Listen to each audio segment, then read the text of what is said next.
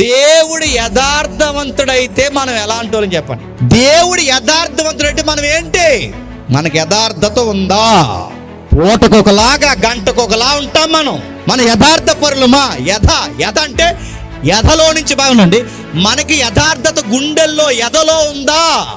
బయటికి ప్రైజులాడి చెప్తాం, ఎదలో మాత్రం ఏవో దాచుకుని తిరుగుతాం. యథార్థవంతులమా?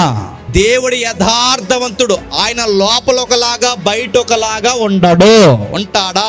ఆయన లోపల ఒకటి బయట, ఆయన ఎక్కడైనా ఆయన లోపల ఏది ఉందో బయటదే, బయట ఏది ఉందో లోపలదే. అవన్నీ దొంగబాట్లు మాట్లాడుకుంటూ తిరుగుతాం కదా. 5 నిమిషాలు వచ్చేస్తాం అంటాం, 5 గంటలైనా రాము. అంత నమ్మకస్తులు మనం.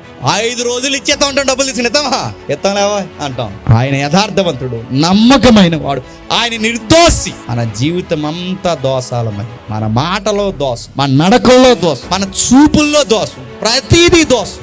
ఎవరి సీక్రెట్స్ ఎవరికి తెలియవు అనుకుంటాం కానీ గుర్తుపెట్టుకోండి, అందరి సీక్రెట్స్ ఆయన తెలుసు. ఆయన బయట ఎడితే ఒక్కడైనా ఇక్కడ జడ్జాగా సొక్కవు ప్యాంట్ వేసుకుని కూర్చోగలడా? మీరే కాదు, నేనైనా ఇక్కడ నిలబడగలనా? ఎవరుండో. దేవుడు సత్యమే పలుకుతాడు. మన అవసరాన్ని బట్టే సత్యం పలుకుతాం. మన అవసరం అనుకుంటే మాటలు మార్చేస్తాం.